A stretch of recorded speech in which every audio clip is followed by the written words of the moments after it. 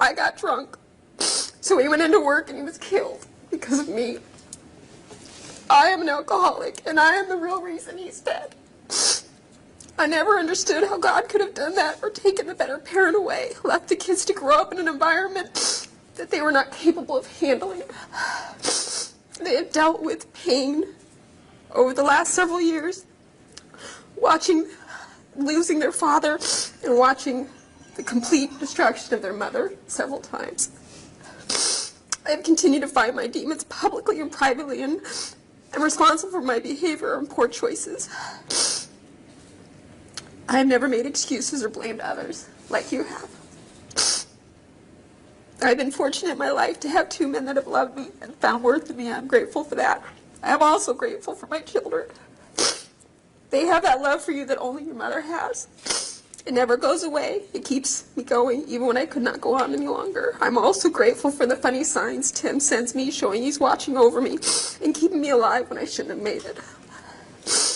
It's really funny because Tim and I talked maybe a month before you killed him. He wasn't a talker, so I love the moments when he opened up. He talked about his fears and what scared him, because I'm afraid of pinkies. So growing old terrified him, and also becoming paralyzed. Those were his 2 worst nightmares. You took care of that for him and are now living one of his worst fears. But you will get to grow old, and it's okay. I never wanted you dead. It affects too many people around you who love you too much. I've seen your mother in the court, and I feel nothing but empathy for her. She is also living a nightmare that never goes away. The pre-October 31st, 2009, 9:47 p.m. in the Post. The guilt, the pain, the fear, and disbelief. But knowing that whatever choices you have made, she can't stop loving you or change what happened to my family or hers. She loves you like my family loves me, so I'm happy that she has that gift of you being alive and the ability to be there for you. But I have a sense it's also for her. Whatever happened in your childhood, it's clear that your mother loves you, and I hope you understand how fortunate you are to have her and that she is alive.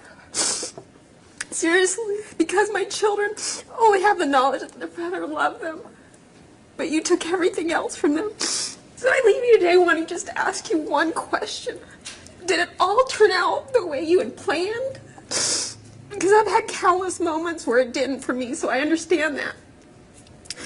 I also leave here today with my head held high and my burdens unloaded, and I continue to fight for myself and my family. If a man like Tim could love me the way he did, then I'm special. I understand. I hope you can find peace and your family finds peace, and now it's time for all of us to find peace, and Tim deserves it.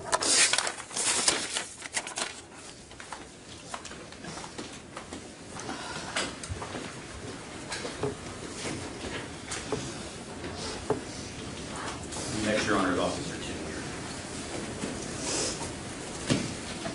Tim. Good morning, Your Honor. My name is Officer Tim Ware. I'm reading this on behalf of Officer Ryan Gallagher, a trusted friend and colleague of Timothy Brenton. My name is Officer Gallagher. I had the honor of serving with Officer Tim Brenton for the first 2 years of my career in the East Precinct. In the final few weeks of Tim's life, we were patrol partners working George Sector in Seattle's Central District and Leshigh districts. A few days prior to Tim's death, he was notified he was getting a student officer. It was an assignment that I could tell that Tim took seriously, and I could tell in just the few weeks we were riding together that he was good at it. You see, I was a newer officer, and as you can imagine, was eager to fight crime and find those in need. Many times Tim would tell me to relax, slow down, and look at the big picture. On several occasions, Tim would tell me that a patient cop would always be the one to get the bad guy, to which I later learned with experience. Tim was a family man. This was very apparent to me, as prior to departing the precinct for our evening shift, he would call his wife Lisa and say goodnight to his kids. Often, you could hear Tim talking to his kids on the phone prior to roll call, solving the evening's latest crisis at home. At our squad party earlier in the year, Tim and I carpooled into Seattle with our kids. It was great to watch him interact with his kids. At the time, I only had my two-year-old daughter, and I had fun watching him interact with Quinn and Kaylee, as they both had so much of Tim in both of them. I was envious of the relationships he had with his kids and look forward to one day interacting with my children the same way. Tim was a proud military veteran, serving in a special unit in the United States Army. Like many of our squad mates in the East Precinct, Tim loved to tell his fair of war stories. He served in Germany during the fall of the wall. He was proud that he was there for such a large piece of history, and like many of us who served, was proud to have served his country. Tim was a storyteller. Actually, Tim was the best storyteller. Tim knew stories about everyone and was never afraid to make fun at himself. Many stories involved him as a young soldier in Germany, his dating years with Lisa, or his copying days with his brother Matt in La Conner. And not much was forgotten on the street as well. Tim was never shy to relive a story or two from the evening's lighter side of crime fighting, told as only Tim could. Tim was everything to his squad, family, friends, and the people who got to know him. He was a family man, father, husband, brother, proud veteran, and an all-around great man. All of this was taken away from us too soon on October 31st. At roll call on October 30th, Tim asked the sergeant if he could take the first few hours off for Halloween so that he could take his kids out trick-or-treating. The roll call sergeant declined his request based on our staffing levels. After roll call, I told Tim that I already had the evening off and that I would gladly allow him to take my spot. Tim declined my offer and told me that it was a busy night in the Central District and that would be good for his student.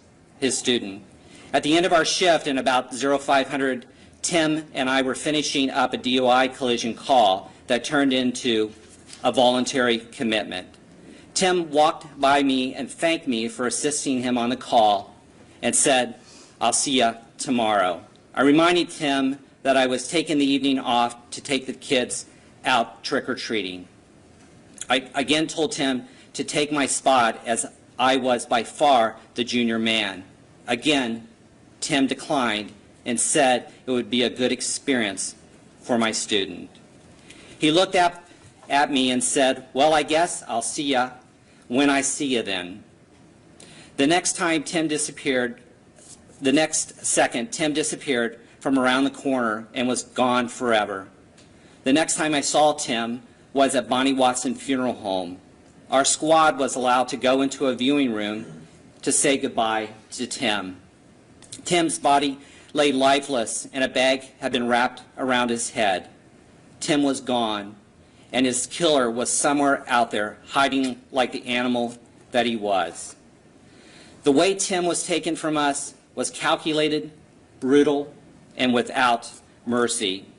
I can assure you, Mr. Monfort, that you received more mercy than you deserved in this courtroom. Although the jury found you guilty for brutally killing Tim, they did show you mercy when they spared you the death penalty. But before you give us another one of your cocky-ass grins, like you just beat the system, and that your lame-ass excuse for killing Tim somehow makes you an American hero, let me be the first to correct you. You are a monster. You're the bad guy from every movie.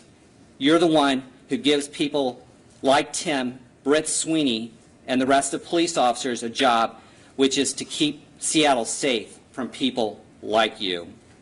Mr. Monfort, although you may think you pulled one over on us by escaping the death penalty, let me be the first to welcome you to your new life in hell. Yes, Mr. Monfort, I am certain that a few years of bed sores, having your stool digitally disimpact from your rectum, or rely on other humans to wipe your ass, and you'll be wishing to God that this jury gave you the death penalty. But instead, you'll slowly rot away in a cell, to finally become severely septic and die an absolute horrible death. Yes, Mr. Monfort, you succeeded in killing a police officer, but Tim's memory lives forever. You see, as you rot away in our jail, you become yesterday's news. No one cares what you said. No one cares what you say behind bars, because to everyone, you're already dead. And to be quite honest, nobody cares. And when you die, no one will care, because your life and what you did with your time on earth won't amount to a thing, because you're a bad guy. However, Tim is a hero. Tim's a real American hero. Yep, Tim has a huge memorial honoring his sacrifice on the streets of Seattle. Tim's name is on a national memorial in Washington, D.C. But not only has that, but Tim left a legacy of honor, courage, and commitment in his two beautiful children, in Kaylee and Quinn. What do you have? Nothing. Thank you, Your Honor. Finally, Your Honor, Ron Smith from the Seattle Police Guild.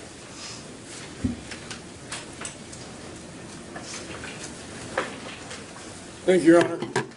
Ron Smith, I'm the president of the Seattle Police Officers Guild, and I represent over 1,250 of Seattle's finest and bravest. As you've heard already, our brother Tim came to work on October 31st because he was dedicated to duty and he had to train a new police officer.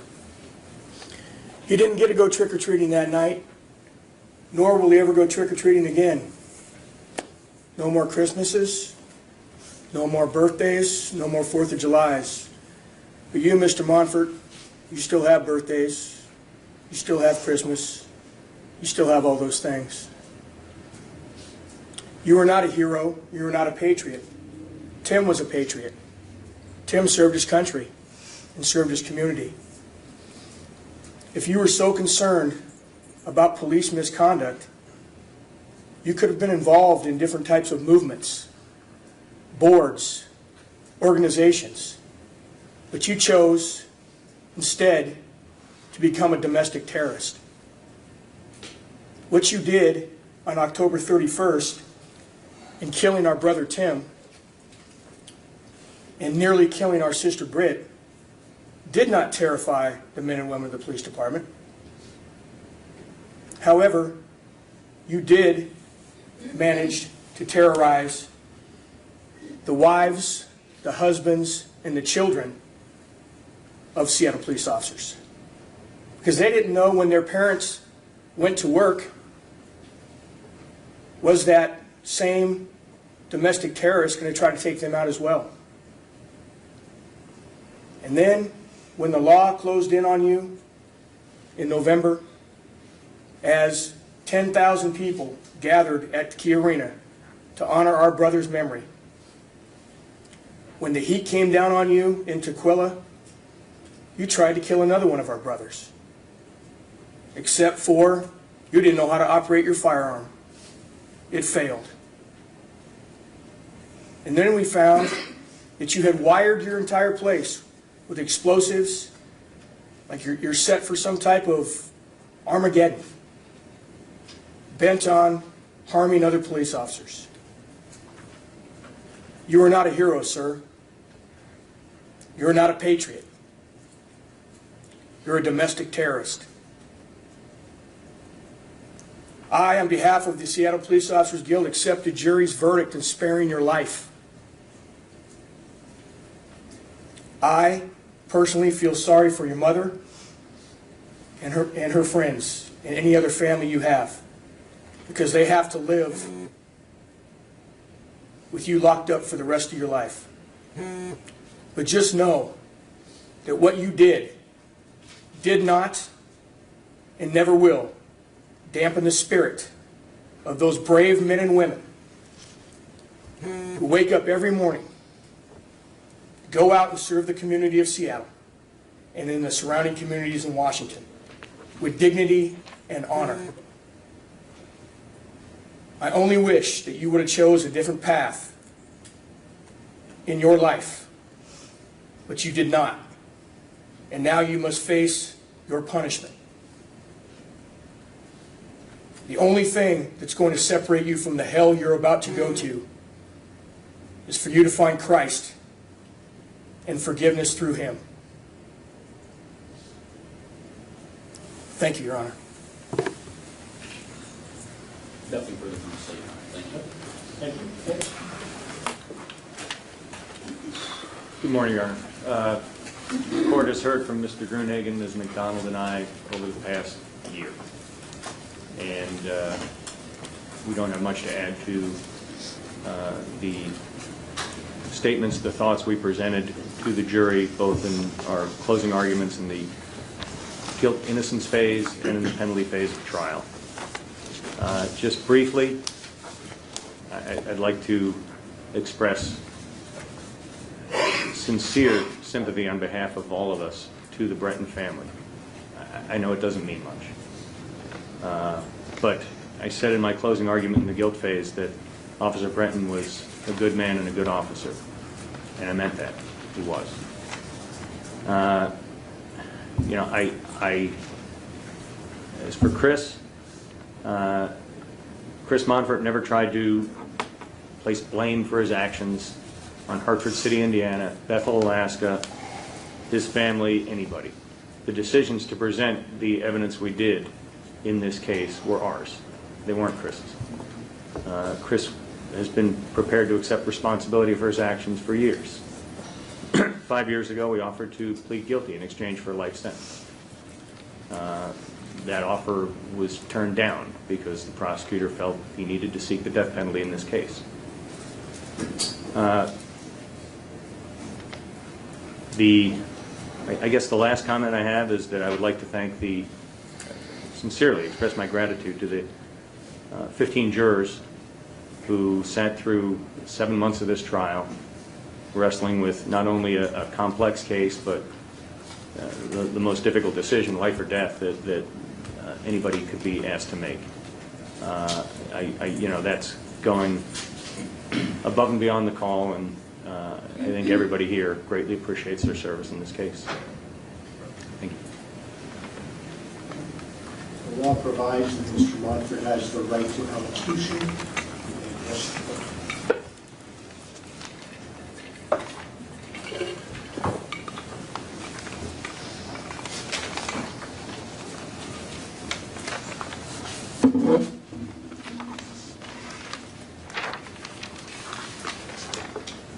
I'd like to first say that I'm very sorry for the family.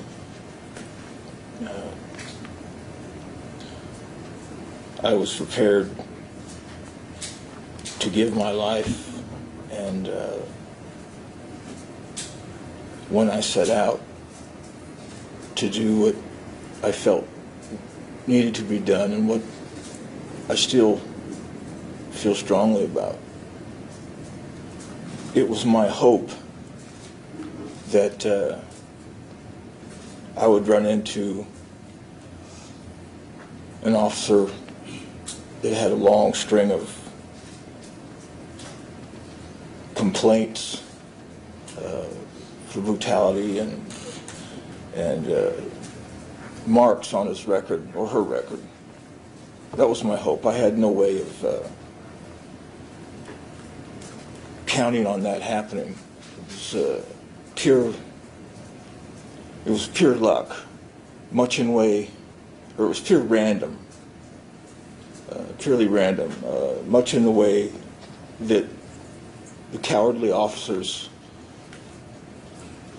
often brutalize and murder the citizens. It's purely random.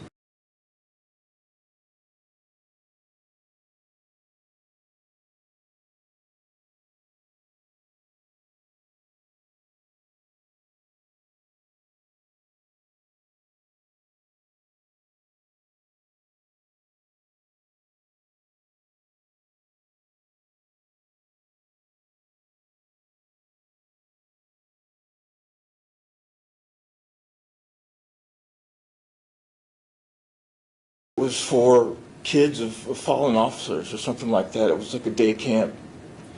And he just seemed like a great little kid, just a super kid. And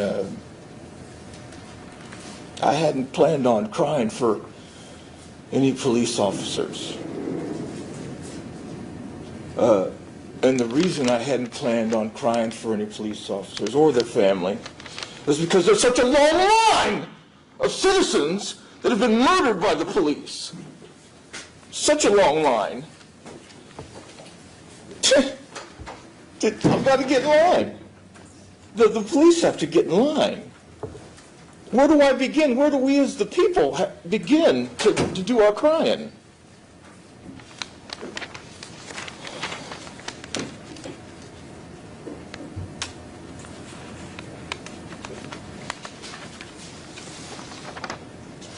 The one thing that the Constitution,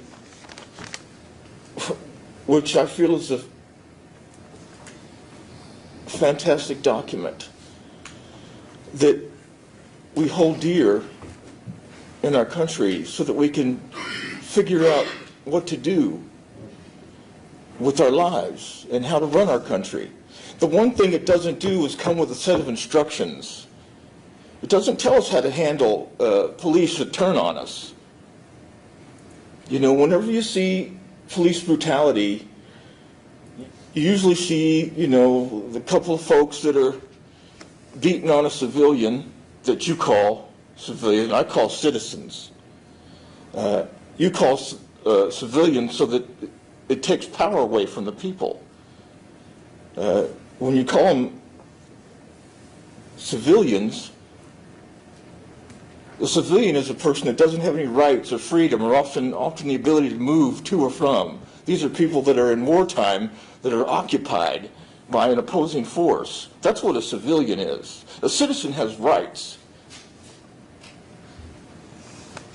and a lot of other freedoms.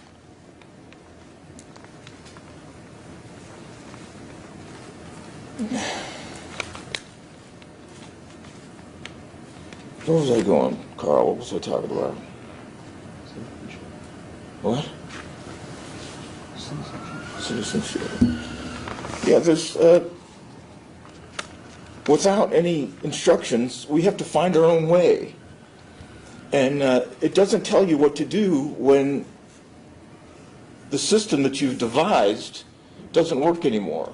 We have a system that is set up so that the police are supposed to monitor themselves. I mean, how did we let that get by? They're not doing a real good job. You know, we've got a prosecutor system that is dependent on the police, and they don't want to help us out, you know.